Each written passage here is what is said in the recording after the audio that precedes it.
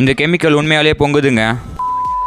இப்போ நீங்கள் பார்த்து அந்த கெமிக்கல் ரியாக்ஷன் எப்படி நடந்துச்சுன்னு தெரியுமா? ஃபஸ்ட்டு அதுக்கு தேவையானது வந்து 2 காம்போனன்ட். ஒன்று வந்து பார்த்தீங்கன்னா இந்த மாதிரி ஒரு 2A பேட்டரி, இன்னொன்று வந்து இந்த மாதிரி ஒரு பாத்ரூம் கிளீனர். ஸோ இந்த 2 காம்போனன்ட் வச்சு தான் நம்ம அந்த கெமிக்கல் ரியாக்ஷன் பண்ணோம். ஸோ இப்போ வாங்க இந்த சொல்யூஷன் எப்படி ப்ரிப்பேர் பண்ணுறதுன்ட்டு பார்த்துருவோம். இதெல்லாம் யாரா உன்ட்ட கேட்டா? யாரா நீ?